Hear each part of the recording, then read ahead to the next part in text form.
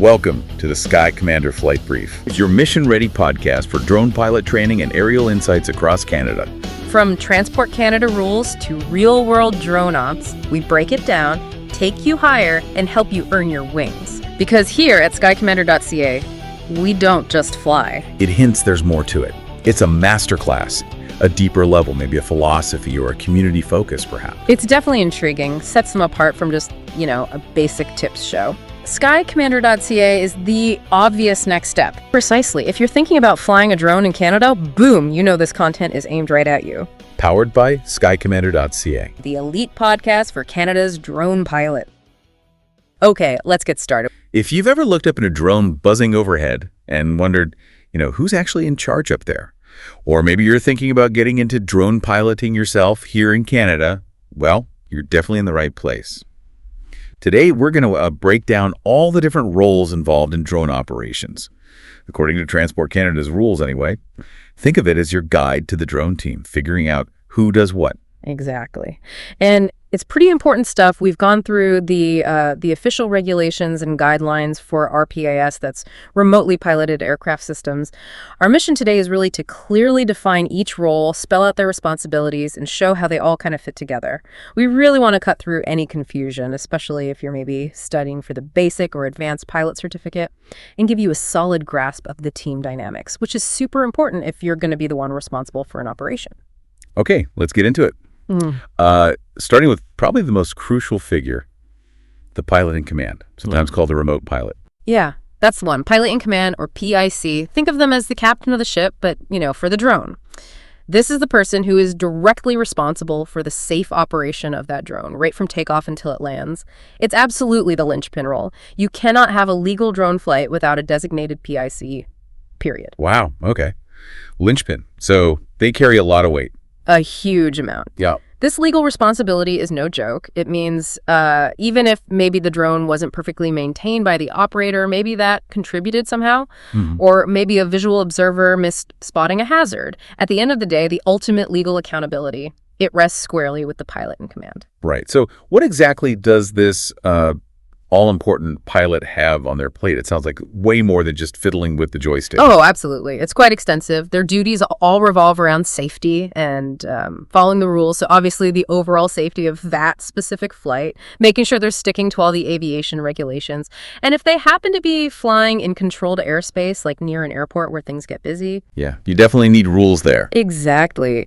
The PIC is the one talking to air traffic control ATC, getting clearances, giving updates.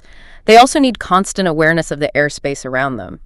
What else is flying, any potential hazards. Okay, so you can't just, toss it up anywhere. Definitely not. And before the flight even starts, the PIC has homework to do. Meticulous pre-flight planning. This means checking out the area where they're going to fly, doing a site survey, thinking about what could go wrong, risk assessments, and critically, making sure the drone itself is actually safe to fly. Is it airworthy? Airworthy. Yeah. Then, once it's in the air, they have to maintain direct control, follow all those Transport Canada regs, and be ready to handle, anything, any emergencies that might pop up. It's actually pretty sobering when you lay it all out like that. The sheer responsibility really underscores why good training is vital. Okay, let's shift gears a bit. Another key role, the RPAS operator. How is that different from the pilot? Yes. This is a classic point of confusion, sometimes even a bit of a test trap for people studying. The RPAS operator is the legal entity. That could be a company, could be some other organization, or it could even just be one person. They're responsible for the overall management and administration of all the drone operations at a kind of higher level. Think of them as the ones making sure the whole system, the whole framework for flying drones safely and legally is actually in place. So they might not be the one with their hands on the controls for every flight. Precisely. They're not necessarily the one flying. Their responsibilities are more about, say, creating and maintaining the operations manuals, which aren't just shelf warmers, by the way. They really shape the safety culture, keeping track of pilot training records, ensuring the whole operation complies with regulations. They develop the standard operating procedures, the SOPs, manage the drone fleet if there's more than one, and ensure the drones are airworthy from that system-wide perspective, like setting up maintenance schedules for all the drones, making sure logs are kept, dealing with recurring issues. Okay, I think I'm getting it. Operator is like the management, the structure, the compliance side. But while the pilot is focused on the actual flying, the execution of that particular flight safely. You've got it. Operator handles the broader admin, the logistics. The PIC flies the drone, makes the real-time calls during the flight. Now, it's really important to understand one single person can be both the operator and the pilot, especially if it's just, a small operation. But the roles themselves, legally and functionally, are distinct. They have different responsibilities. Definitely something to keep straight for any exams. Got it. Operator. Big picture, policies. Pilot, hands-on, immediate safety. Okay, what about someone else who might be on site? Not flying, but still involved. I'm thinking the visual observer. Right, the visual observer, or VO, they're a really important part of the crew, actually. Their job is to help the pilot maintain visual line of sight, that's VLOS with the drone, and also just generally keep aware of what's happening in the surrounding environment. They're like an extra set of eyes. An extra set of eyes. Okay, so what are they specifically doing? Looking out for birds, other drones? All of the above, potentially. Their main task is to constantly watch the drones, scan the sky and the ground for any potential hazards.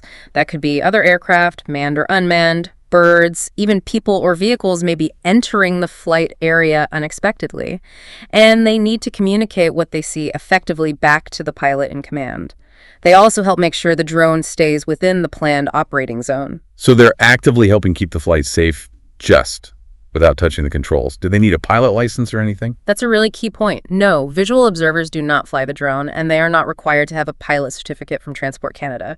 However, and this is crucial, they must get a thorough briefing from the PIC before every single flight. No exceptions. Every flight. Wow. Every flight. That briefing has to cover things like what's the mission goal, what hazards might be out there today, what do we do in an emergency, and exactly what is the VO's job for this flight. It's also worth noting VOs are actually mandatory for certain types of flights, like extended visual line of sight, or EVLS, or beyond visual line of sight, BVLFS operations, where the pilot physically can't keep their eyes on the drone the whole time. That makes total sense. More complex flight, more safety layers needed. Now, I feel like I've heard people use the term spotter sometimes. Is that just another name for a visual observer? Yeah, that's a good question to clear up. You definitely might hear spotter used informally, just in conversation or maybe within certain companies. But spotter is not the official term Transport Canada uses in the regulations. The correct official term, the one you absolutely need to know for any exams, is visual observer. So functionally, if someone says spotter, they probably mean VO, but stick with visual observer for anything official. Okay, noted. Use the official lingo when it matters. What about another role that might crop up? The payload operator. Right, the payload operator. This is the person who controls whatever specialized gear the drone is carrying. It could be a fancy camera for film work, could be thermal sensors for inspections, maybe LiDAR for mapping, or, other specific tools. For example, maybe a really heavy camera affects how the drone handles, so they need to work closely with the pilot. Or perhaps a sensor needs the drone to fly a very precise pattern, and the payload operator communicates that to the pilot. So their focus isn't just the flying, it's the job the drone is doing with its equipment. Exactly. Their main responsibility is operating that payload effectively, safely, and always in coordination with the pilot in command. They have to make absolutely sure that what they're doing with the payload doesn't interfere with the safe flight of the drone itself. Is a payload operator always needed, or just for specific missions? Just for specific missions, really. It totally depends on what the drone is doing. If you're just flying for fun, taking simple photos, probably no separate payload operator needed. And for listeners maybe prepping for the basic exam, specific questions on payload operators are, let's say, less frequent. But it's still good to know the role exists because, remember, even if an issue happens because of the payload, who's ultimately responsible? A pilot in command. Bingo. Always the PIC for flight safety. Okay, clear. Pilot's responsibility covers everything happening with the drone in the air. Let's pivot slightly. What about people on the ground, but not exactly part of the immediate flight team, like air traffic services? Good point. Air traffic services, or ATS, personnel. They're obviously vital when you're operating in controlled airspace. Their job is to provide clearances, instructions, maybe advisories to pilots, and that includes drone pilots now too, to keep air traffic moving safely and efficiently. Especially around airports, as we mentioned, where you've got planes, helicopters, and potentially drones all needing to share the sky safely. So they're the gatekeepers, in a way, for busier airspace zones. You could say that. They provide the authorization and guidance, but here's the key distinction. ATS personnel are not part of the drone crew. They're an external agency that the pilot in command interacts with. This interaction is mainly relevant for pilots holding an advanced certificate, since that's generally what you need to fly in controlled airspace with the proper permissions. So, important interaction, yes. Crew member, no. That's a really important difference to make. Yeah. Okay, now, thinking about larger drone operations, maybe a company with a whole team, you might hear about a supervisor or a responsible person. Yes. In bigger outfits or for more complex jobs, you might have a designated supervisor or responsible person. This person usually oversees the whole operation to make sure everything's set up correctly and compliant. Their job might include checking that all the crew members are qualified and trained for what they need to do, making sure the flight planning is solid before anyone takes off, and just generally keeping an eye on regulatory compliance for the whole organization's drone activities. In smaller teams, this role often just falls to the RPAS operator we talked about earlier. Right, an extra layer of oversight, especially as things scale up. What about keeping the drones themselves in good shape? Is there a role for maintenance? Absolutely, especially for commercial flights or anything considered higher risk. You'll likely find dedicated maintenance personnel or technicians. These folks are responsible for inspecting the drones, keeping detailed logs of maintenance, and actually doing the servicing needed to keep them airworthy. This is super important for safety, obviously, but also for record keeping, which is a regulatory requirement. They might be checking drone structures, battery health, making sure software is up to date, that kind of thing. Not always a distinct role for hobbyists, but crucial for pro operations. Okay, so we've covered quite a few specific job titles. Transport Canada also uses the general term crew member. Who exactly fits under that broad label? Yeah, crew member is basically Transport Canada's catch-all term for anyone directly involved in the safe operation of a specific drone flight. Importantly, this excludes the general public or bystanders, so it definitely includes the pilot in command, it includes the visual observer, it includes the payload operator, if there is one, and it could even include those maintenance technicians if they're, say, doing final checks right before a particular flight. So anyone whose actions have a direct impact on that flight's safety or success. Pretty much, yeah. And being part of the crew comes with general responsibilities. Things like participating in those pre-flight checks we mentioned, following communication protocols, coordinating with ATC if needed, maintaining separation from other things in the sky, and critically, following the pilot in command's instructions and safety procedures. Okay, and just to hammer it home, who is definitely not a crew member. Right, good to be crystal clear, especially for exam purposes. People just watching the drone fly by, not crew. Clients who hired the drone service, even if they're on site, not crew members. Basically, anyone present who isn't actively contributing to the safe operation of the drone for that mission is not considered part of the RPAS crew. Helpful distinction. Now, for listeners aiming higher, specifically for the advanced certification, there's one more person involved in the process. The flight reviewer. Yes, the flight reviewer. A very specific, very important role for anyone going for their advanced pilot certificate. A flight reviewer is someone certified by Transport Canada to actually evaluate a pilot's skills and knowledge during their flight review. And that flight review is a mandatory practical test you have to pass to get the advanced certificate. So they're the examiner, essentially, checking if you've got the right stuff for advanced operations. Exactly. They assess your practical flying ability and your knowledge of the rules in a real-world scenario. To even become a flight reviewer, you need to already hold an advanced pilot certificate yourself. And if you're the one taking the flight review, remember you usually need to pass the advanced written exam first, and you'll have to show the reviewer specific documents ID, your drone registration, your pilot certificate, things like that. Okay, so the flight reviewer is a gatekeeper for those more complex drone operations requiring the advanced ticket. We mentioned it briefly, but could we just stress again how vital those pre-flight briefings are for everyone in the crew? Oh, absolutely. Cannot stress this enough. Pre-flight briefings aren't just, nice to have.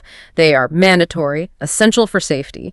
The pilot in command leads these, and they need to cover the crucial info. What's the airspace like where we're flying? What exactly are we trying to achieve with this mission? What are our emergency plans if something goes wrong? And crystal clear, what is each person's specific role and responsibility for this flight? Everyone needs to be on the same page before that drone leaves the ground. It's fundamental. And within that crew, how does the authority flow? Is there a definite pecking order? Yes, there is a clear chain of command. The pilot in command has the final say, the ultimate decision-making authority regarding the safety of that flight operation, full stop. The RPAS operator, remember, has the administrative authority over the whole system, the organization. The other roles, VO, payload operator, maintenance folks, they operate in support of the PIC and the mission goals. So it's definitely teamwork, but the PIC is unquestionably the boss in the air. Okay, let's try to quickly recap some of the really key legal points about these roles. Who actually needs a Transport Canada certificate? The main one is the pilot in command. Only the PIC needs to hold a pilot certificate from Transport Canada. Could be basic, could be advanced, depends on what they're doing. Visual observers, ALIT operators, they do not legally need a pilot certificate. But, as we said, visual observers absolutely must be trained and briefed on their duties before each flight. And it's crucial to remember, VOs are legally required in some situations, like those BVLOS or EVLOS flights. And finally, just to reiterate, only the pilot in command operates the controls unless there's been a very clear pre-briefed handover to another qualified pilot. This has been incredibly helpful, really breaking it down. So for you listening out there, why is getting your head around all these different roles and responsibilities so darn important? Well, understanding these roles is just fundamental if you're involved with drones in Canada in almost any capacity.